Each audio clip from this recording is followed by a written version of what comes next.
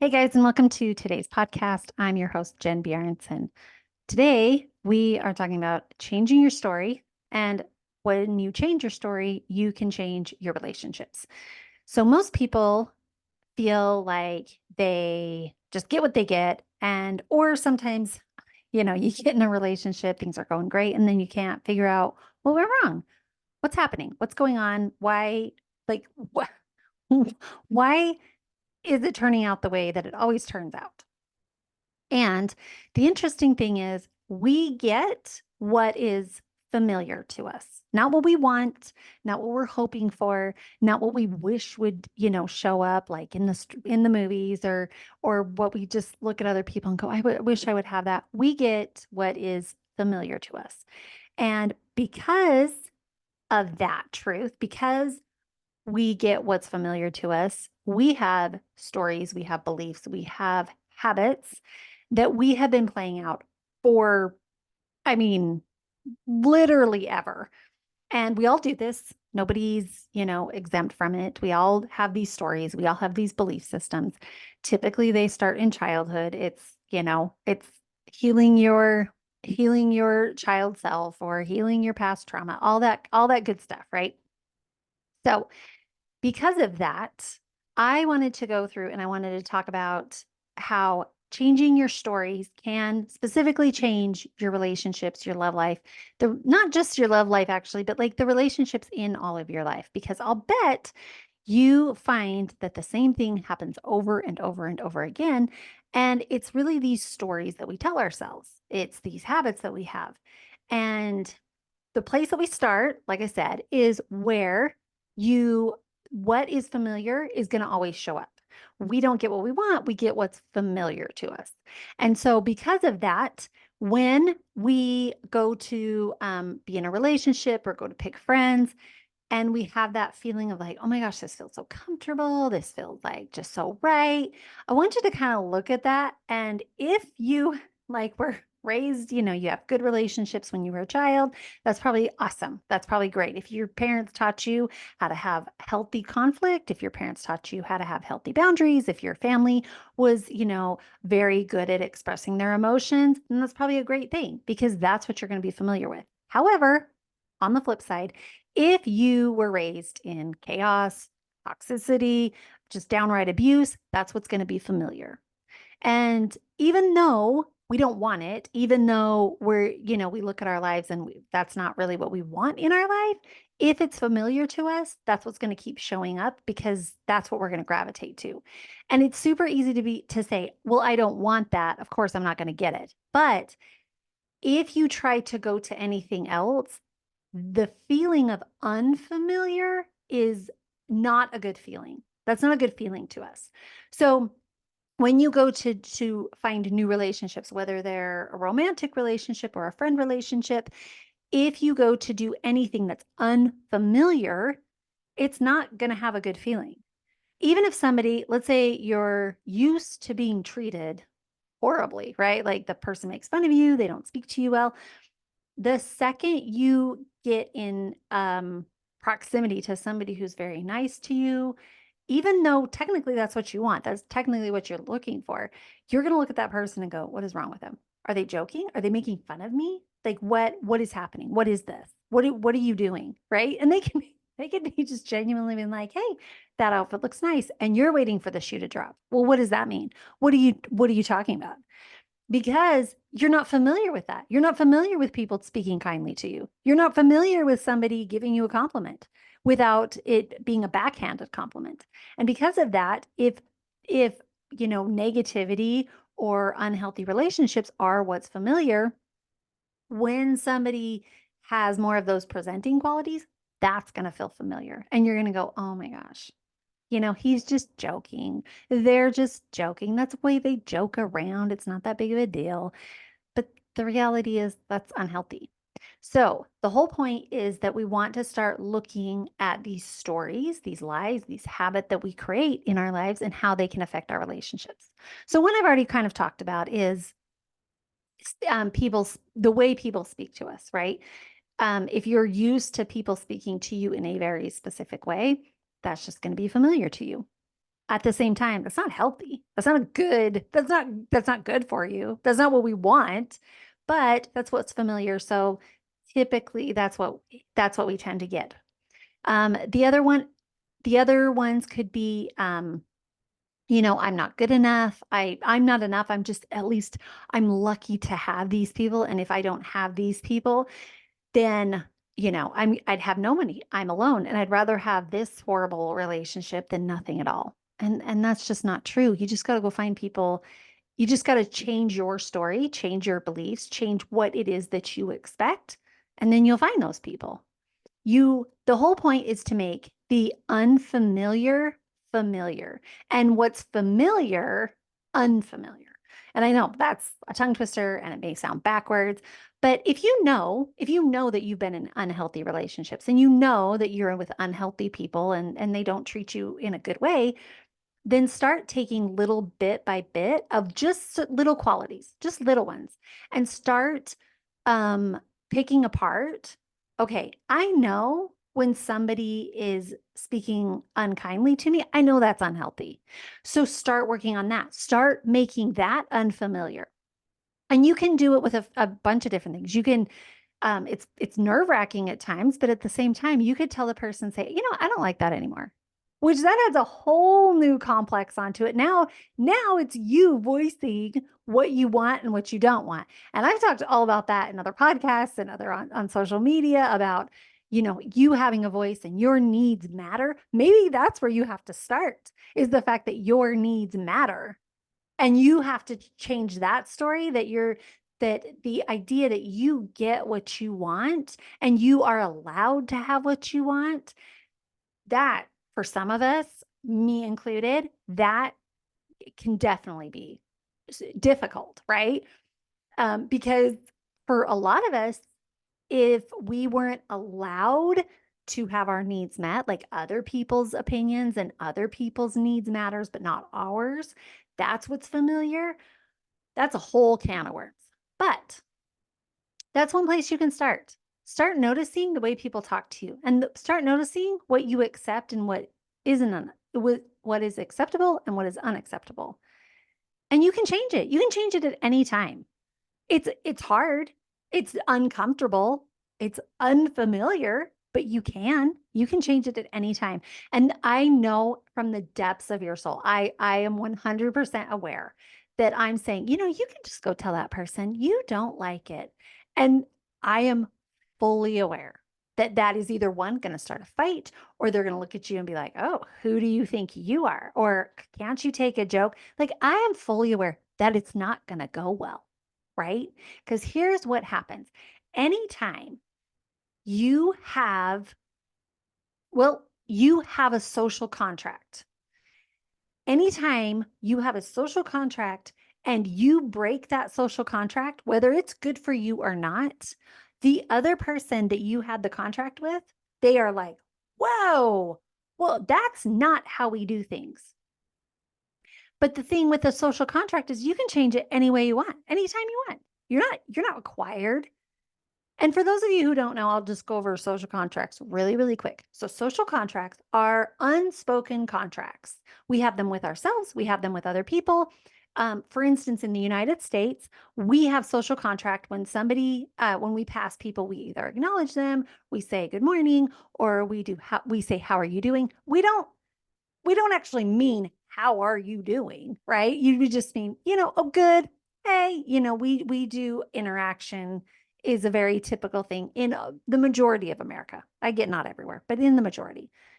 If you go to other places around the world, specifically Europe, they don't really do that. We're weird. We're very, very weird. That's a very weird social contract. Okay. If you're in the checkout line, it's a very normal social contract to say, hey, how you doing? Did you find everything? Right. And we all just say, oh, we're good. Right. We don't actually answer it. You could be on the verge of a nervous breakdown. We don't actually answer, how are you doing? Because the majority of us would be like, I'm falling apart.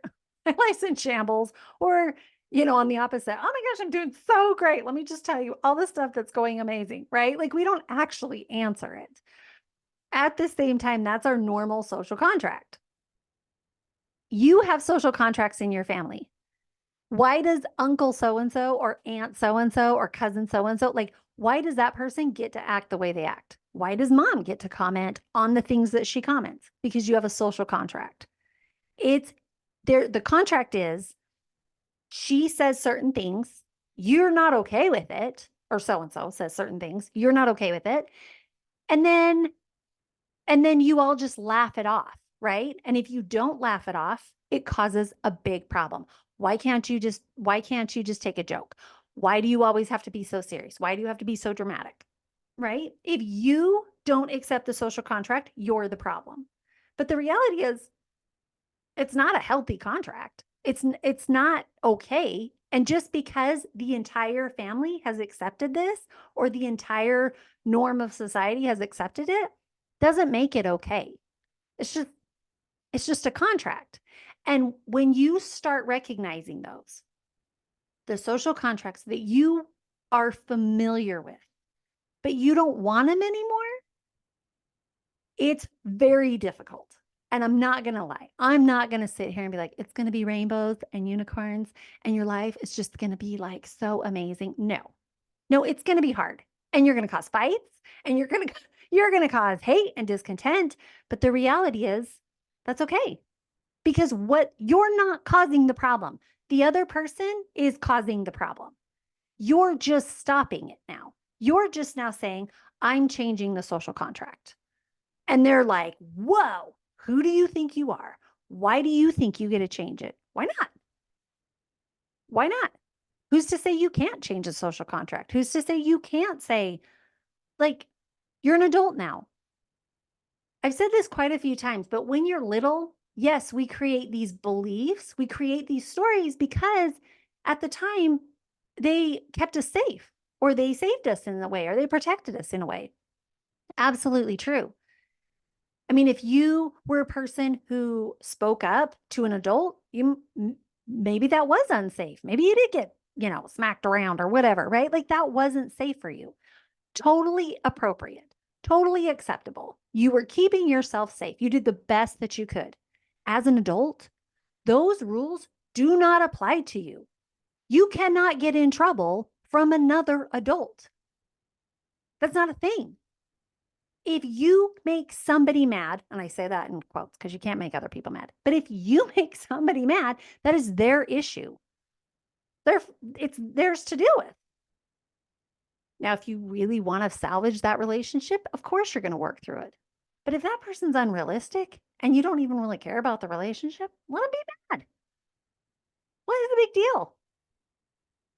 Now, I want to kind of go down a rabbit hole just a little bit because I've heard this a lot from people where they say specifically that, yeah, but it's my family.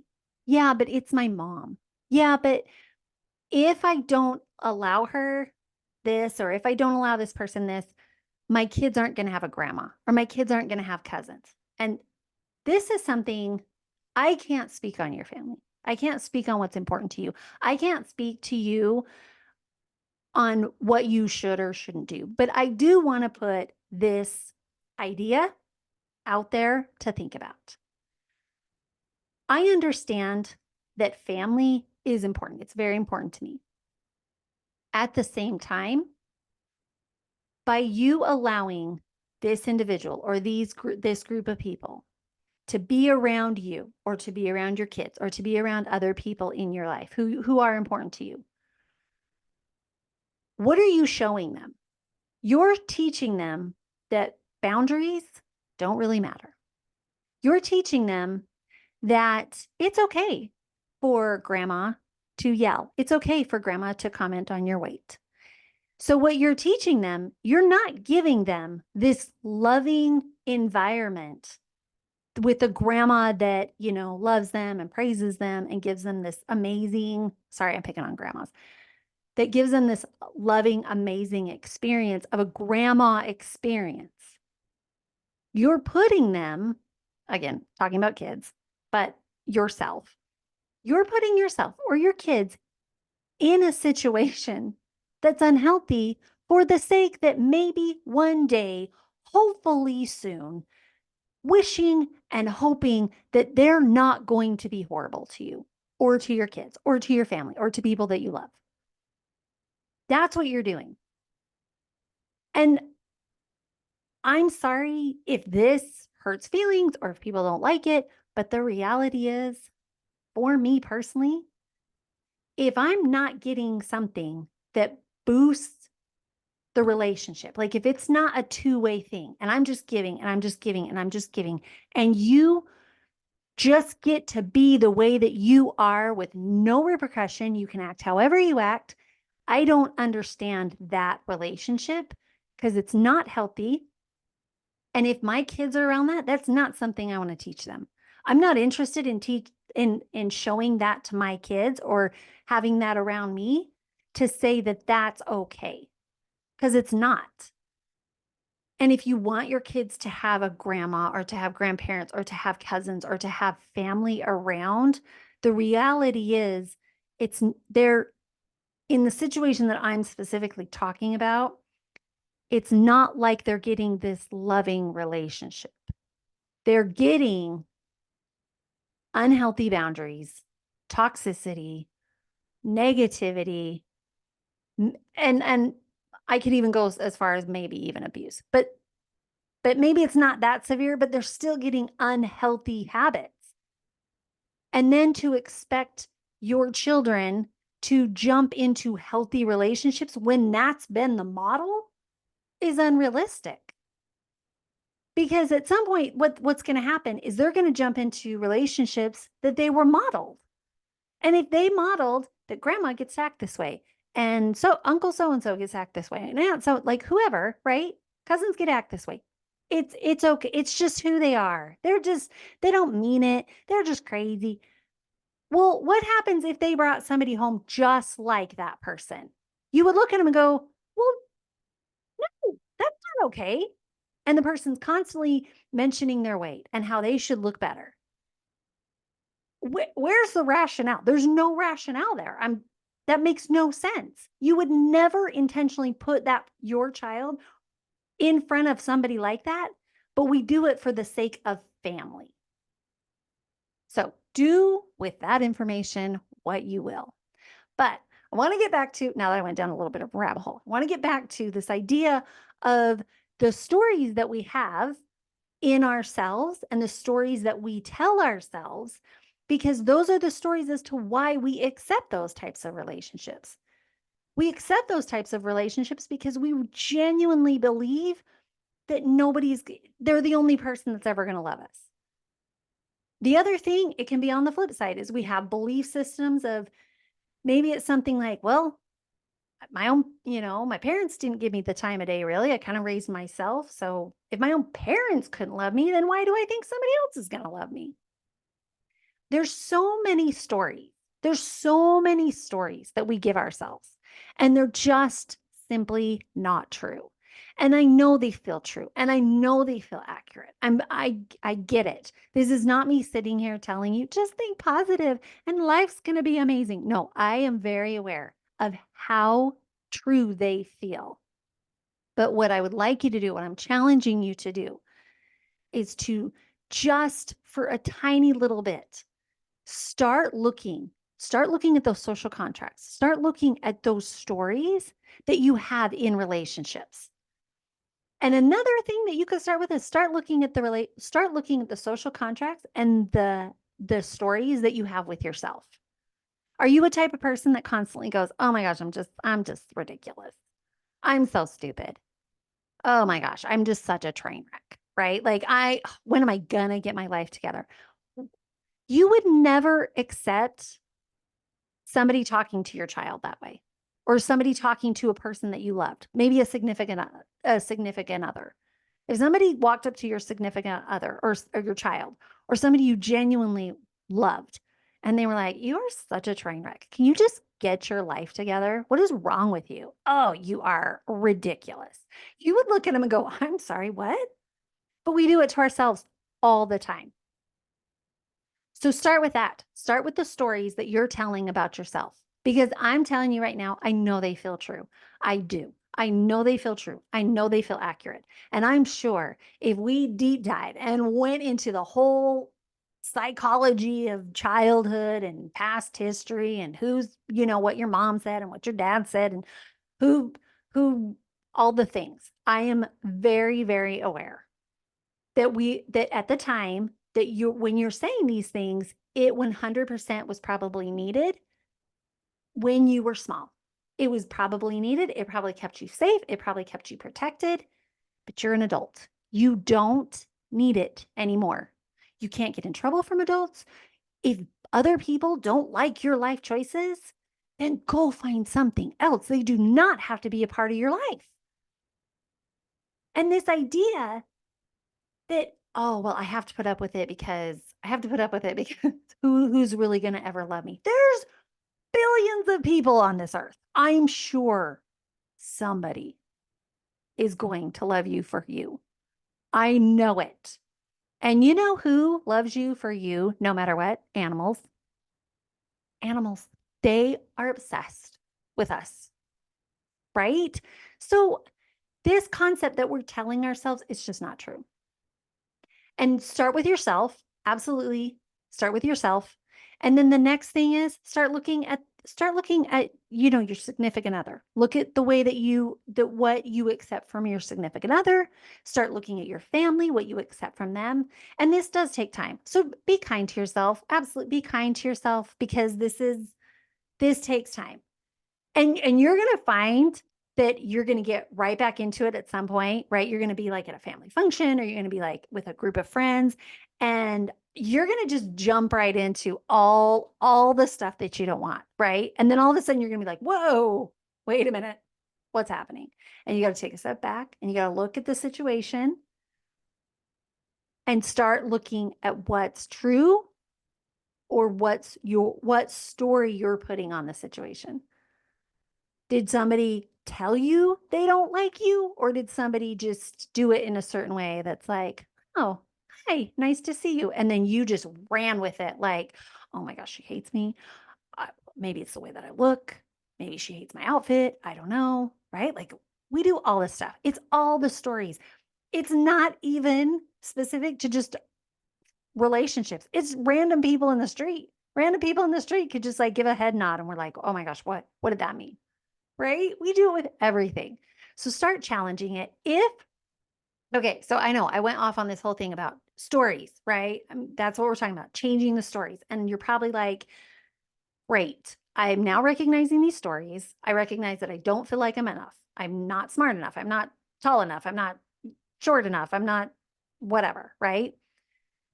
Probably starting to really recognize all these stories. Here is where I started to remove them because for me it was a whole process and I had to learn. I'm just going to let you jump to the knowledge that I learned because it's not the easiest to just change your brain overnight. But what I did find is I started doing hypnotherapy and hypnosis sessions. And it was kind of hard to find people. So then I became a hypnotherapist and I started doing my own hypnotherapy sessions. And it's still, because it's such a new thing, I started to look around and I'm like, man, I really wish people could use this, but it's kind of hard to find somebody. And then you see one person and you're like, I mean, I don't know. Do I trust him? So here's what I did. Okay. If you want to try it to start removing these stories, you can go on my YouTube or podcast. It's on both. And I have a couple of sessions that you can try. Okay. They're totally for free. You can go and try them. They're like 15, 20 minutes. They're very, very quick. So you can try it and you can start to feel if it works for you. And if that's what starts changing the way that you're thinking these stories. If that works for you and you really like it, I have a Patreon account and I am putting all the time more recordings. That's all it is right now. It's just a ton of recordings for confidence, for anxiety, for focus, for oh god, I'm trying to think of all the different ones because they're just a bunch of different ones. And so you can start changing that. You can listen to them right before bed so you don't even have to like find a time to do the whole thing. You can do them in the comfort of your own home, put some headphones on, even if you have other people and you're like, I don't want to tell people what I'm doing. This is weird. Because I get it. It is a little bit until you kind of get into it and you're like, this is amazing. So there's a Patreon account. It's basic to bold. Everything all on social media is basic to bold. So I really, really hope that this information was helpful. I so appreciate all you guys. You guys are always, always, always amazing. And all right, until next time, we'll see you guys later.